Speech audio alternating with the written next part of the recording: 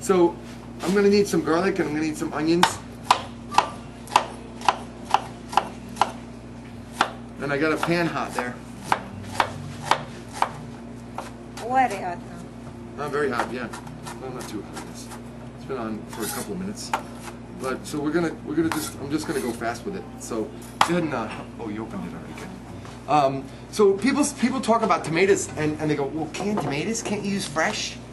Just know that the farmer, the first tomato that's harvested at the beginning of the season is the tomato that he sends to the canner and to the sun-dried tomato guy. You get the best tomatoes in the can. The first tomato from the first pick, because he wants guaranteed money. You understand? So people say, oh, canned tomatoes, they're good. Canned tomatoes are great. All right? Anyway, I'm going to put some olive oil in. Huh? You've heard that before? No. No, I was just saying it makes sense. So onions.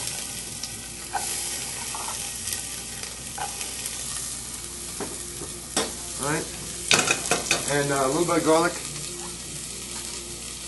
Save some of my garlic for later. Put the rest in here. Pretty decent amount of garlic, right? Now, you just kind of bring that to a boil.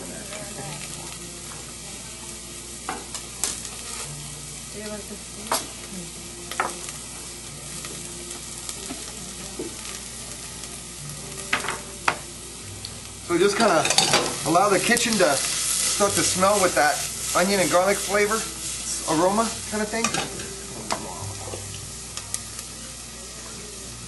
The olive oil is going to disperse flavor, you know, more evenly. And I got tomato sauce and crushed tomatoes. You can add a little bit of tomato paste too if you're doing this for like pizza because you want it to be more intense. And so anyway, I mean that's basically all I add. Sometimes I'll grate a carrot in there because sometimes the tomato is not sweet enough, and I'll end up adding sugar. This way you don't have to add the sugar if you add the carrot, and not only that, but I get beta carotene into my kids. You know what I mean? So that's kind of one of the reasons why I do that. Thank you for this. I don't know who's reading my mind over here. Somebody is. So yeah, always wooden spoon with tomato sauce, right? One of the 5 mother sauces, remember? Hollandaise, velouté, bechamel, espagnole, and tomato, right? And so, anyway, we got to learn the tomato sauce. So, right? So once you get the flavors going, you just put all this in there.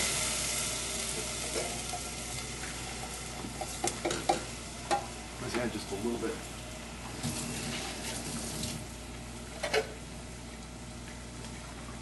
It's gonna simmer out later, and not only that, but you know, my father would take these out of the trash, and if there was anything in the bottom of the can, this is my money! You're throwing my money away here!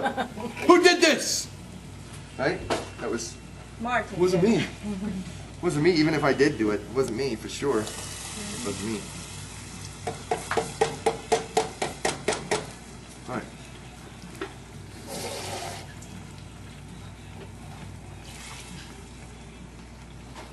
Okay, now, what I'm going to do is I'm going to let this simmer for about 30 minutes or so.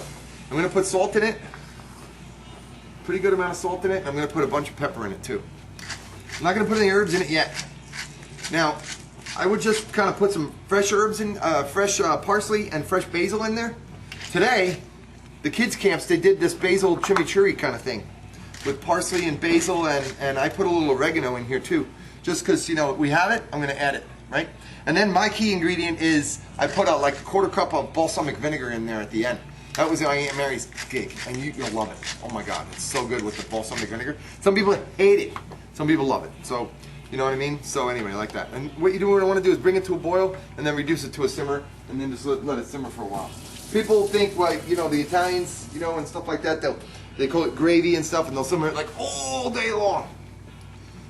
You know, the more you simmer it, the more it's going to evaporate out water and intensify flavor, obviously, right? However, it's still going to be pretty fantastic after like 40 minutes or so. 35, 40 minutes, that's it. You know what I mean? So I don't usually spend too much time doing it. Now, if you do want to use fresh tomatoes, what I do is I take the tomatoes like this, and I'll core them like this. and then I'll make a little X here. Okay, and I'll do what's called the tomato concasse. Everybody say tomato concasse. Tomato concasse. Concasse, right? So core it, X, like that, right? And then throw it in water. I'm just going to throw it in our stock for a second, our vegetable stock that we have going. That's actually ready. That's beautiful. Just for a couple seconds. Maybe you can count to 30 or 40 or whatever. We take it out of there and put it in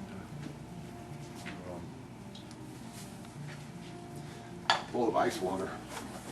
In this case, just cold water.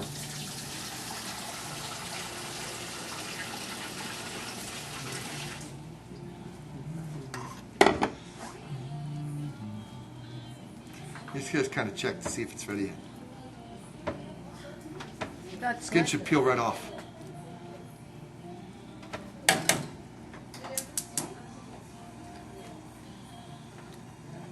You know, like nowadays, what they do is they take the tomatoes and they pick them, not ripe. They'll pick them when they're still green.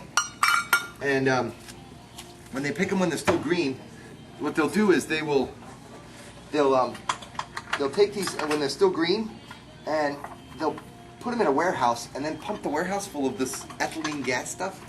And the ethylene gas will make them turn this, you know, red color, but they're not necessarily ripe. They taste kind of like cucumbers, you know? They taste like kind of like watery and nothing, right? Not sure what happened to my cranker. It's on the ground. Oh.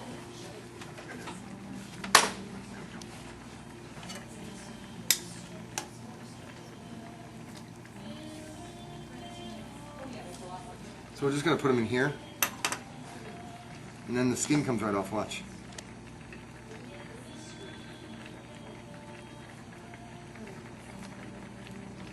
Anyway, when they're not ripe, when they're picked not ripe and they're gassed, they're hard to peel too. I mean, sheesh.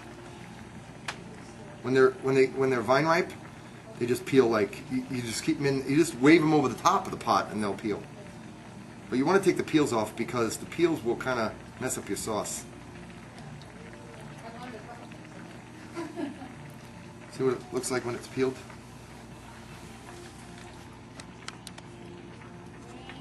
Looks like those canned whole peeled tomatoes that you buy, right? And you use Roma. Yeah, Roma is the best one because they have more flesh and less seeds. Seeds are terrible for your sauce because all it does is add acid to your sauce. There's no sweetness at all in the seeds, hardly any. What I do is I take it and cut it down the equator like this, and then the same one on this way. So if this is the North Pole and the South Pole, that's the equator. Just cut it down that. Okay, and then you can get your seeds and take those out. And I just put my finger in, and where your finger goes, the seeds must evacuate. Not enough room in there for your seeds and your fingers. So that's basically, that's like a, wow, what a technique, right? And just kind of tap them. See, only a little bit of tomatoes in the Roma, in the seeds in the Roma tomato, huh? The big beefsteak's got a lot of seeds. You could use them and all that. I'm not saying you can't, but you're going to lose a lot of waste with the seeds, right? Now what I do is I take them, cut them this way, and then this way. And then turn them, and this way. That's called what again? Tomato what? So it's with a C? You guys just repeated it? Concasse. Concasse, very good. Concasse, everybody say it. Concasse. Tomato concasse, right? Concasse. Huh? No seeds, it's seeded, right? De-seeded tomatoes, right?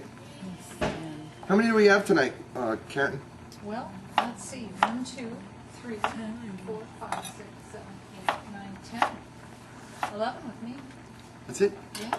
Where is everybody? I don't know. They just lost interest. They could be running behind. Yeah. Lost interest. I don't know. Alan's in the Philippines. Oh, that's right. Yeah. That's right. And Gita called, she's not feeling well, so. More for us to eat, right? Yeah. Ow. Would you like a towel?